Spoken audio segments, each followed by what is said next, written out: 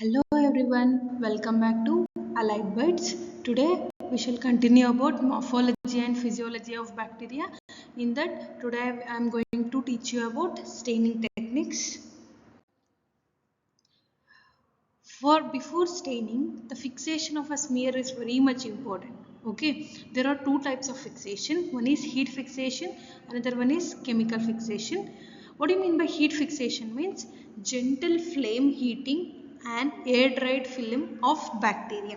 After preparing the smear, we need to heat fix by the Bunsen burner. By gently you need to heat that so that the smear will be completely fixed. Okay, what is the chemical fixation? By spraying some of the chemicals. What are the chemicals? Ethanol, acetic acid, mercury chloride, formaldehyde, methanol, glutaraldehyde. These are useful for the blood smear examinations. Okay, this is about fixation of smear. Then coming for common staining techniques. The first thing is simple stain. I think you all heard of simple stain. That are we are going to use basic dyes. Okay, such as methylene blue or basic first stain. They are used to provide the color contrast but impart the same color to all the bacteria in the smear. Whatever the things present in the smear for all the bacteria, it gives the same color. Okay, the second thing is negative staining. A drop of bacterial suspension is mixed with dyes. Okay, a drop of bacterial suspension we are going to mix with some dye, that is Indian ink or nigrosin ink. The background gets stained black where unstained bacteria or yeast capsules stand out in the contrast. Then coming for impregnation methods. Bacterial cells and structure are thickened by impregnation of silver salt. So, for any of the microorganisms, they are very small in size. We are going to thicken that bacteria so that we are going to use silver salts, okay, to their surface to make them visible. For example, demonstration of bacterial flagella and spirochetes. They are very minute structure, very thin, very delicate. So that we are going to do silver impregnation method. The next is differential stain. Two stains are used. Differential means we are going to differentiate. Here we are going to use two different types of stain which impart different colors to the bacteria.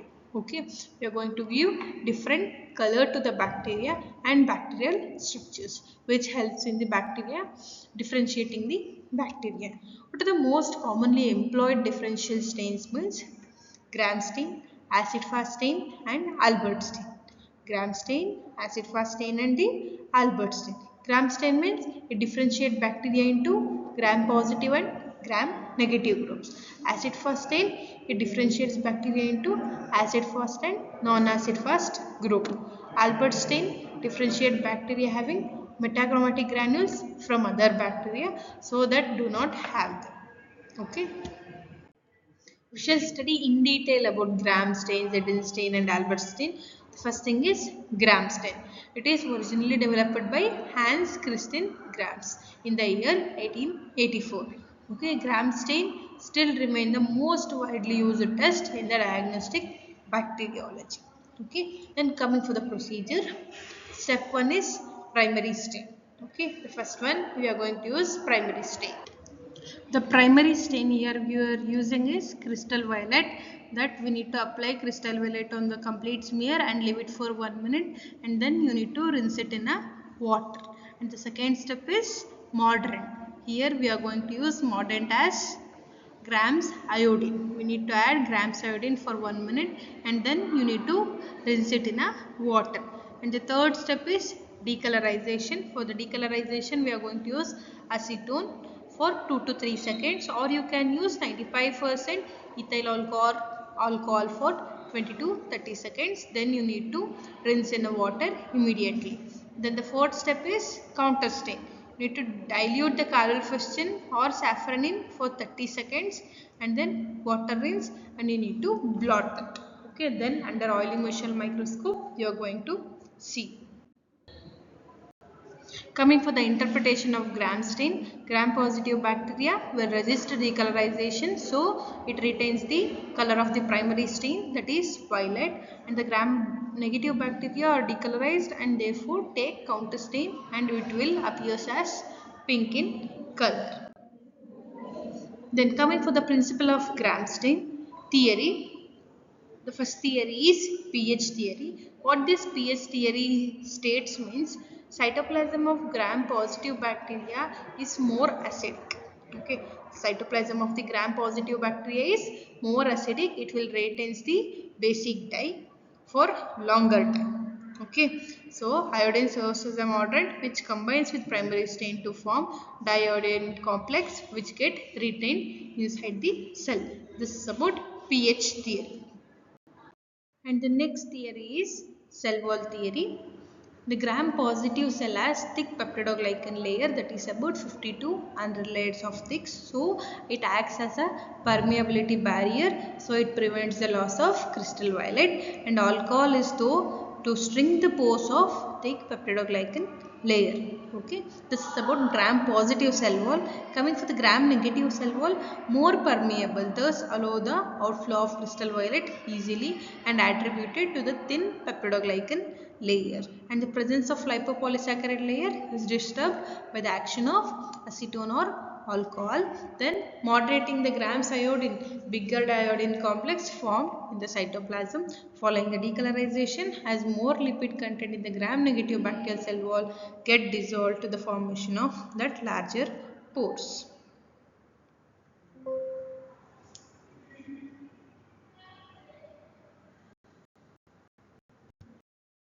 Next, coming for modifications of gram stain. There are many modifications. The first thing is Koplov's and Beerman's modification. Here the primary stain we are using methylene violet and the counter stain is basic first chain. That is the only the modification. And Jensen's modification, absolute alcohol as a decolorizer and neutral red as a counter stain. This is used for meningococci and gonococci. Okay, then Wright's modification, aniline xylone is used as a decolorizer, used for staining the tissue section. Then Prestone's and Morell's iodine acetone is used as a decolorizer. Then uses of gram stain. Then coming for uses of gram stain, use it for the identification of gram positive and gram negative bacteria, and for the identification of gram staining from the bacterial culture helps in the further identification of the bacteria, and it also helps in the initiation of empirical treatment with broad spectrum antibiotics can be started early before the culture report is available. Okay, before the culture report to start the antibiotics it is useful, and gram stain helps in the early preassumptive identification of fastidious organisms such as Hymenophilis. Okay, then gram stain gives a preliminary clue in anaerobic culture, for example Clostridium, and helps in the identification of Candida and Cryptococcus. Then coming for the second stain, that is acid fast stain. Okay, this is discovered by Paul Enrich and subsequently modified by Zinn and Nielsen. The acid fastness is due to the presence of mycolic acid in the cell wall. Okay. Here you can see what is the concentration of sulfuric acid is needed. For example, more common Mycobacterium tuberculosis requires 25% of sulfuric acid, where lepra requires 5%, nocardia requires 1%, and other acid fast parasites will require 1% in the same way.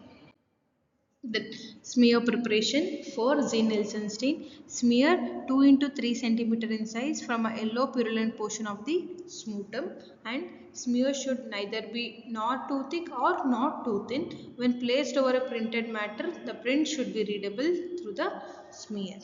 Okay, the smear is air dried for 15 to 30 minutes and then heat fixed by passing over the flame for 3 to 4 times for 3 to 4 seconds. Okay, smear preparation should be done nearly a flame as a 6 inches around the flame is considered the sterile zone as it coagulates aerosol raised during the smear preparation. This is about smear preparation. Okay. Then coming for the procedure, we have two methods in Zedian technique. One is hot method, another one is cold method. Now I am going to explain you hot method. Okay, the first step is primary stain, that is carbamazepine, that is 1% of carbamazepine for 5 minutes, and then intermittently you need to heat that. Okay, heating is done by flaming until the vapor will rises. Okay, then the second step is decolorization. For, as you all know, in the last slide I had teached you 25% will be for Mycobacterium tuberculosis. Okay, sulfuric acid for 2 to 4 minutes. Okay, then step 3 is counter staining, that is 0.1% methylene blue for this slide for 30 seconds. Okay, then you can see the interpretation. Mycobacterium tuberculosis appears as a long, slender, straight or slightly curved, beaded red color, acid-fast bacilli can be seen. You can see it here, right? Can you see here and all? Can you see that? Can you see this red color bacillus? The next is modification of acid-fast staining. Another one is cold method, that is called Quinon's method. Intermittent heating, which we are doing there, it is not required here. And alcohol, acid alcohol can be used as a decolorizer alternatively. And for alternative of counter stain, you can use malachite green. Then the third stain is Albert stain. This is to demonstrate the metachromatic granules of Corynebacterium diphtheriae. Okay, how it appears? The Corynebacterium diphtheria appears as green colored bacilli. Corynebacterium xerosis or Gardnerella vaginalis also possesses metachromatic granules.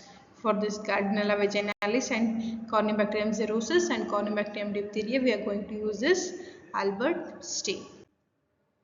Okay, then coming for microscopy of bacteria in living state. For the living bacteria, unstained preparation means you can do wet smears like iodine mount or saline mount. For vital stains, for differentiating the living cell from the dead cell, viability can be assessed by counting the percentage of the total cells that do not take up the stain. For example, what are the examples of vital stain? Eosin, propodium iodide, tryphen blue, erythrocyan and the neutral red. This is about the stain. Okay, thank you.